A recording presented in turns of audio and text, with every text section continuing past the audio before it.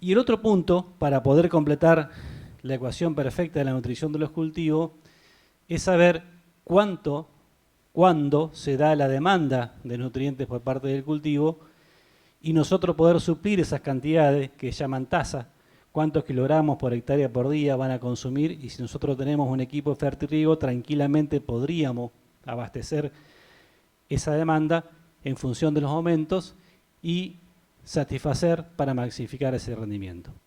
Ahí lo que está mostrando este gráfico, esa presentación seguramente va a quedar disponible y en cada referencia tienen el link que lo va a llevar al trabajo original para poder revisarlo después tranquilo cuando lo quieran hacer. Ahí muestra que en el caso del nitrógeno tiene dos picos de demanda bien claros, una demanda que está vinculada al proceso de brotación y una segunda demanda cuando está en el crecimiento de la almendra importante. Nosotros deberíamos pensar estratégicamente en abastecer esos dos aumentos con máxima oferta de nitrógeno y así podríamos asegurar que ese crecimiento, que dijimos que era limitado cuando un nutriente se encontrara en menor proporción, hacerlo de la mejor forma posible y al máximo. Bien, nosotros en nuestro grupo de trabajo en la Facultad de Ciencias y Tecnologías, en Guadalajara, en Villaguay, una de las cosas que venimos midiendo en en la mayoría de los bosques que tenemos de pecanes a la vuelta, es ver cómo es la dinámica de nutrientes. Y quiero compartirle algún dato que recientemente hemos presentado en un congreso forestal argentino que tiene que ver con el reciclado de nutrientes, ¿no? Nosotros tenemos un bosque ya estabilizado de 8 o 10 años de crecimiento. Ustedes ven que la cantidad, ahí el CBA, esa es la cantidad de carbono que brinda el suelo. Y si nosotros tenemos en cuenta esas concentraciones medias de nutrientes que puede haber, podemos pensar que estamos en sistemas medianamente estabilizados y eso también va a modificar la nutrición del cultivo y la cantidad de nutrientes que van a aplicar. Y como yo recién mencionaba, el análisis de suelo es una muy buena herramienta, o conocer la cantidad de nutrientes disponibles que tenemos en el suelo es una muy buena herramienta, pero en realidad la única que sabe si realmente los pudo tomar y están dentro de la planta es la planta misma, y por eso los análisis foliares son importantes para poder validar el estado nutricional de los cultivos, y aquí la utilización de criterios de interpretación también es importante, y ahí lo que observamos son rangos más o menos óptimos de concentración de nitrógeno para todos los elementos, y aquí hemos incorporado hasta el níquel, que es el último elemento que se descubrió como esencial y que en el caso de pecan existen evidencias que mostrarían que existen deficiencias de este elemento. Nuevamente, si nosotros aquí observamos ese concepto de la ley del mínimo, de la proporción, por cada contenido, por 1% de nitrógeno que existe en la planta, debería haber 0,1 de fósforo, 0,4 de potasio y así sucesivamente, hasta el zinc en 40 ppm, que ustedes ya conocen y seguramente aplican zinc mucho en pecan, ya que es un elemento que está limitado en su absorción y que en muchos suelos a su vez está en valores deficitarios, lo que hace que las aplicaciones periódicas sean necesarias para poder mantener niveles que nos permitan ser lo más productivo posible. Ahora bien, ¿cómo es el cambio? Hoy hablamos de tasa, hablamos de cuánto teníamos que darle para poder satisfacer esa demanda que se va dando en diferentes momentos del cultivo. Y este es un trabajo que se hizo para poder ver cómo es el crecimiento de la hoja y cómo es el consumo de nutrientes por parte de esa hoja. Y le puse dos ejemplos para no aburrirlo con tantos gráficos. El de la izquierda está vinculado a nitrógeno, y en el caso de los triangulitos lo que muestra es cómo crece la hoja, cómo aumenta el peso de la hoja. Y ustedes vean que arriba está la concentración. Fíjense que durante el ciclo está hecho en hemisferio norte, pero yo les puse más o menos la fecha de acá. Cómo se mantiene más o menos constante. ¿Sí? Ustedes conocen de que para poder uno interpretar un análisis foliar siempre se recomienda un momento, que es en fin de diciembre, enero, pero lo que muestra el trabajo que no existe mucha variación, por ejemplo, en el caso del nitrógeno a lo largo de la estación de crecimiento del cultivo. Y a la derecha vemos el caso del zinc, vemos el crecimiento de la hoja, y vean cómo se modifican las concentraciones en forma significativa. Primero alcanza valores relativamente altos, y en la medida que se va dando el crecimiento de la hoja, esos valores comienzan a caer en concentración Por una parte hay un efecto de dilución, pero por otra parte hay un efecto importante en el consumo, ya que este elemento está muy vinculado a la eficiencia de uso del nitrógeno. Y cuando uno analiza justamente este elemento que es el zinc, participa en una gran cantidad de aparatos metabólicos que están listados ahí, que no vamos a entrar en detalle, pero tiene, por ejemplo, una vital función en la síntesis de triptofano, que es una de las hormonas que gobierna el funcionamiento de las plantas y que está directamente vinculado al crecimiento. Por lo tanto, mantener niveles de zinc elevados a la hoja, nos estamos asegurando que ese crecimiento no se vea limitado. Y a su vez, el zinc participa en la síntesis de otros enzimas vinculadas a mejorar el comportamiento de los cultivos en situaciones de estrés. Entonces, mantener niveles de zinc por encima de las 50 ppm es uno de los objetivos que nos va a ayudar también en ese tipo de situaciones que se dan a diario en los cultivos. Aquí lo que muestra este trabajo, que justamente midieron con diferentes niveles de zinc, primero una variación en el grosor de la hoja. Desde arriba partimos de 44 ppm, que sería un valor crítico normal o un valor aceptable. Pasando a 20, ahí comienza a haber un estrechamiento de lo que es el parénquima de la hoja, y cuando venimos a valores que son muy deficientes como a 8, esto se reduce muchísimo. Y lo que se incrementa de arriba, que está a la derecha en color gris, es el número de estomas. Una planta que presenta deficiencia de zinc comienza a aumentar la cantidad de estomas, eso aumenta la transpiración, aumenta todo lo que es la oxidación y el estrés del cultivo, y por lo tanto eso hace que la eficiencia de crecimiento y la eficiencia de uso de otros nutrientes decaiga. Y un punto importante que ahí me gusta remarcar, y basándonos en esta ley del mínimo, este trabajo también lo que hicieron fue medir qué es lo que pasaba cuando logramos incrementar la concentración de zinc en la hoja. Vimos que en el caso del barrilito, si un nutriente se limitaba, ese no iba a permitir la utilización de los otros. Y cuando yo incremento la concentración de nutrientes que es limitante, voy a mejorar la absorción del resto de los nutrientes. Ahí lo que se muestra es que hay diferentes fuentes, no importa la fuente, todas las fuentes de zinc han comprobado ser eficientes en incrementar el contenido de este elemento, pero pasamos de 20 ppm el testigo a 30 en los tratados, y cuando miramos algunos elementos, por ejemplo el resto de los micros, de hierro pasamos de 45 a 70, o de cobre de 4,3 a 6, de manganeso de 143 a 200 y algo, de nitrógeno de 239 a 253, de potasio de 1 a 1,12, o sea que el concepto es que en la medida que nosotros estamos mejorando ese elemento que está limitante, vamos a mejorar la nutrición del resto de los nutrientes. Como recién mencioné, uno de los elementos que se está observando en algunos ambientes, especialmente aquellos con suelos más pobres, suelos arenosos o suelos de pH muy alto, es la deficiencia de níquel. Hay algunos valores de referencia en la bibliografía internacional con respecto a valores de suelo, que oscilan, deberían ser menores a 0,14 miligramos por kilogramo, y existe bastante consenso en que los valores foliares deberían estar por encima de las 2,5 ppm para no limitar el crecimiento, y justamente lo que se nota en aquellos ambientes que están limitados por este elemento está muy vinculado también a la eficiencia de uso del nitrógeno, con lo cual lo que podemos observar aquí justamente son esas reducciones de crecimiento o ciertas clorosis vinculadas justamente a este elemento. Pero bien, ahí hablamos de nutrición, hablamos de cómo se balancean, esos son todos los aparatos metabólicos de la planta, no se asusten que no vamos a entrar en detalles en esto, pero la pregunta es cómo se regula la actividad de la planta. Solamente los nutrientes van a definir qué tipo de crecimiento, hacia dónde tiene que destinar los productos que produce la planta a la fotosíntesis.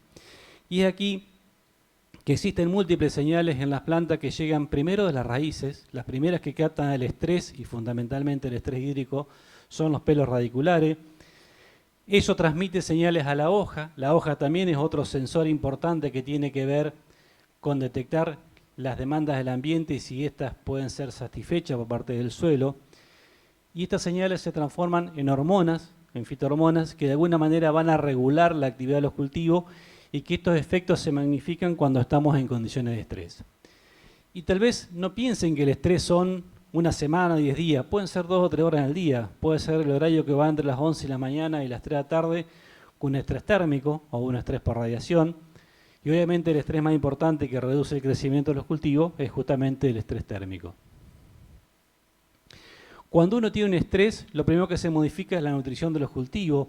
Esta es una muy linda infografía donde relaciona, por ejemplo, dónde participa el nitrógeno. El nitrógeno participa en todas las partes de la planta, con lo cual cuando nosotros tenemos una condición de estrés, lo primero que se nos van a modificar, por ejemplo, es la síntesis de auxina, esa hormona que tiene que ver con el crecimiento de las plantas. Me va a faltar nitrógeno para la síntesis de clorofila, que es el otro elemento importante que tiene que ver con el metabolismo y el crecimiento directamente de la planta, el color verde que nosotros vemos. Me va a afectar todo lo que tiene que ver con el crecimiento radical. Se van a modificar las relaciones hormonales entre las que se producen en la parte apical de la planta y que las se produce a nivel radicular. Y todos estos desequilibrios atentan contra la productividad. ¿De qué manera nosotros podemos interactuar o dar señales positivas a las plantas? Y aquí aparece una palabra que la van a escuchar y seguramente la escuchan mucho, que son los bioestimulantes. Y los bioestimulantes justamente tienen que ver con fomentar el crecimiento y una serie de reacciones o cambios metabólicos que van a generar en la planta para poder justamente permitir que puedan sobrellevar mejor estas situaciones de estrés, mejorar el comportamiento en el traslado de nutrientes, mejorar la eficiencia de uso del agua. Y cuando uno analiza dónde pueden actuar todos estos bioestimulantes, pueden actuar en cualquier parte de la planta y están enfocados muchas veces a las raíces, a la semilla, al cuaje de fruto, al metabolismo de la planta, a las flores, a mejorar las propiedades físicas y químicas.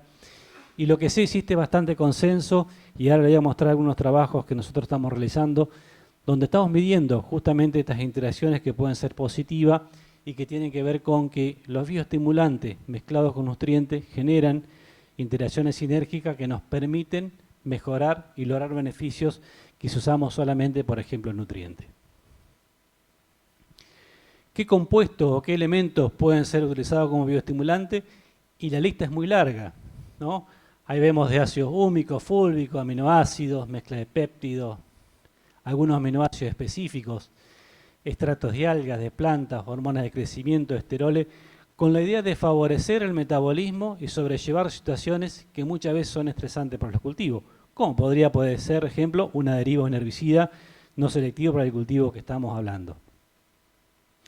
Ahora bien, cuando nosotros tenemos que seleccionar, y este ensayo no es en PECAM, pero lo realizamos el año pasado en la facultad, donde quisimos ver el impacto que tenían diferentes compuestos que pueden actuar como bioestimulantes. Entonces arrancamos con un tratamiento de testigo, ahí ven dos antecedentes diferentes, uno era un tratamiento con herbicida, el otro sin herbicida, y medíamos cómo impactaba esto en la cantidad de plantas logradas en trigo, en el gráfico de la izquierda, y lo que observamos que en la medida que al zinc le sumamos aminoácidos, en la medida que al zinc le sumamos aminoácidos más zinc más hormona, lográbamos incrementar, por ejemplo, el número de plantas logradas. Y si vamos al gráfico de la derecha, el otro factor que medíamos dentro del crecimiento era la biomasa. En la medida que íbamos acumulando zinc más aminoácidos más zinc más hormona, lográbamos también un mayor crecimiento. Y esto lo vamos a ver repetir una gran cantidad de ensayos, donde el hecho de poder dar justamente un aminoácido o dar una hormona, no solamente estamos actuando desde el punto de vista nutricional, sino que estamos interactuando con esas señales que muchas veces atentan contra el crecimiento y contra el normal desarrollo de los cultivos. Este otro trabajo que presentamos la semana pasada en el Congreso Internacional de Análisis de Suelo y Planta que se hizo en Chile, donde también medíamos diferentes alternativas. Ahí tenemos aminoácidos en el gráfico de la izquierda, aminoácidos más zinc, sin solo, viendo el punto de vista de biomasa, viendo qué pasa con la altura, con el desarrollo de la canopia, y en todos los casos vemos que el agregar a elementos como el zinc, lograr agregarle aminoácidos, lograrle, como vimos en la anterior diapositiva, hormona, son elementos que nos permiten justamente mejorar la eficiencia de uso en la absorción de ese nutriente, en el transporte y en su utilización. Bien, para concluir, y creo que estamos bastante bien con el tiempo, el mensaje que quiero que se lleven es que obviamente el nitrógeno es el elemento que mayor demanda tiene por parte del cultivo y es el que debemos prestar atención y fertilizar anualmente. Y llévense también la idea que la eficiencia de uso de nitrógeno está muy vinculada al zinc y que la eficiencia de entre los dos va a ser mayor cuando los niveles de zinc son acordes a los que tiene el cultivo. El níquel es un elemento que también afecta la eficiencia de su nitrógeno y si existe la posibilidad de hacer aplicaciones hasta que tengamos más información, nosotros estamos haciendo algunos ensayos en PECAM para poder ver la posibilidad de respuesta y lo vamos a seguir investigando, probablemente sea un elemento que también por el tipo de respuesta que tiene este cultivo se pueda dar. Y finalmente, los bioestimulantes son una herramienta útil, como ya mencionamos, para mejorar la eficiencia de uso de los nutrientes, pero también para sobrellevar situaciones de estrés que nos ayudan a activar el crecimiento de las plantas. Eso era, muchas gracias de mi parte, y como siempre digo, muchos de los trabajos que hacemos los hacemos en equipo, y este es todo el equipo que trabaja conmigo en desarrollar este tipo de trabajo. Muchas gracias. Gracias. Bueno, abrimos la posibilidad de preguntas. Acá Agustín. Hola, una pregunta sola. Creo que está referida como a la quinta o a la sexta placa, no me acuerdo, donde dice extracción de nutrientes en el cultivo de pecan.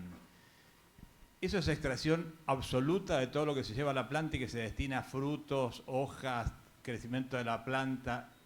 ¿O es solamente lo que se exporta del campo y va a nuez? Lo que se va del campo con la nuez. Solamente eso, es decir, que no es extracción total de nutrientes, No. sino lo que se pierde. Lo que sale del campo, porque el otro concepto sea requerimiento. Ok, lo que sale del campo. Claro. Okay. ¿Y está expresado eso para una planta adulta? Por tonelada de fruta que saco. ¿Por tonelada? Por tonelada. No decía, creo, ¿no? Sí, por tonelada. Ok. Ah, está.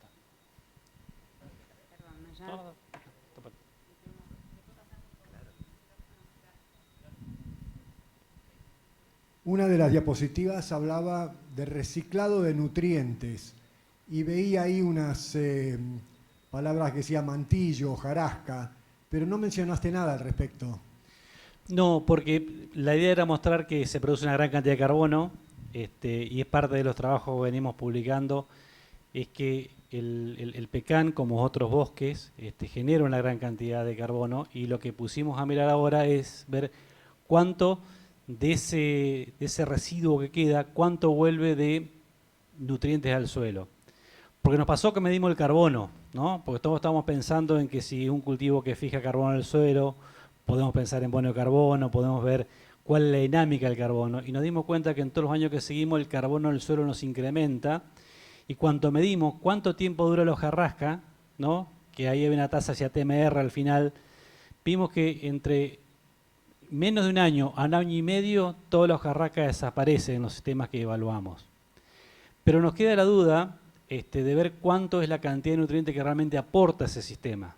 Por eso hablé que si hablamos ya de bosque de 10 años, de 10 a 20, no tenemos más de 10 en el caso nuestro de la facultad, podríamos pensar de que una parte importante de los nutrientes se reciclen con ese mantillo, como usted dice, que no lo mencioné.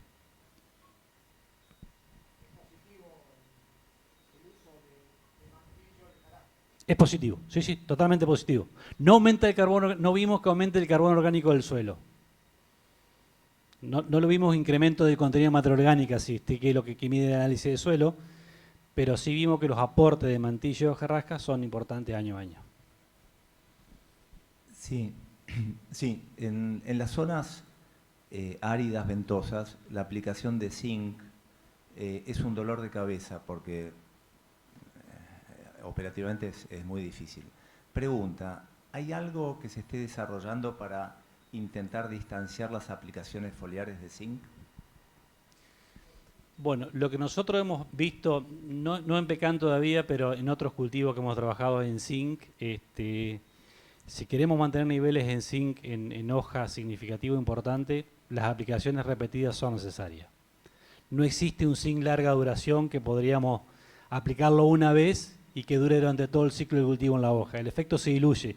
Es lo que yo mostraba en esa grafiquita, como en ese caso eran 3 aplicaciones en ese trabajo, pero aún así la concentración en hoja se cae por todo el metabolismo que genera el zinc dentro de la planta.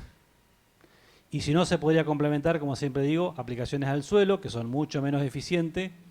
Hoy existe una cantidad ya importante de fertilizantes granulados que contienen zinc en su formulación y podrían ser una manera de incorporarlo, pero con eso solo no llegamos a los niveles que necesitamos en hoja. Son 2 preguntas en realidad. Una es, habló hasta ahora de nitrógeno, nada de fósforo y potasio, y es uno de los problemas que hay en algunos suelos de la provincia, los déficits que tienen. Y el segundo es, algunos de esos oligoelementos, en terrenos que son por ahí más alcalinos, cuestan más que la planta lo tome. ¿La aplicación foliar es la solución para eso? Bueno, buena pregunta. No hablé de fósforo y potasio porque se me va a quedar muy corto el tiempo, pero sí creo que es clave. Si yo quiero mantener la sustentabilidad y mi sistema productivo en el tiempo, reponer y mantener esas relaciones que yo mencioné 1, 0, 2, 0, 7 en la fórmula, ¿no? De cuando yo aplico una fórmula al suelo, sería ideal, ¿no? Y con eso voy a estar manteniendo niveles de fósforo y de potasio que también se exportan, como recién vimos que se va con la fruta. Y con respecto a los oligoelementos, siempre la vía foliar es la más eficiente, la más rápida. Pero las cantidades que podemos aportar muchas veces, como fue la pregunta anterior, no nos permite mantener toda la concentración. Si yo tengo que decir, por ejemplo, zinc, el caso del pecan tiene un problema fisiológico con la absorción, pero en el caso del manganeso, que tenemos niveles de suelo muy alto en general, salvo un suelo arenoso que tenga un nivel bajo, pero manganeso los valores son enormes. Inclusive te ven en el rango de interpretación va entre 200 y 800.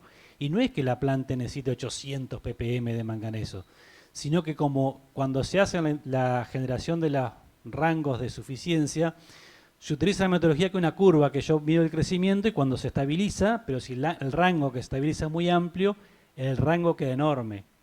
Pero la metodología que hasta hoy existe. Entonces, si pensamos oligoelementos, empezamos hierro, cobre y zinc. Esos 3, si querés molibdeno y si querés níquel, son foliar. ¿Alguna pregunta más?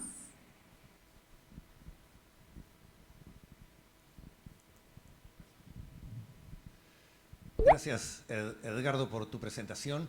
Sé que el tema es amplio, pero quería un comentario tuyo al respecto de uso de productos biológicos relacionados a la nutrición del pecan.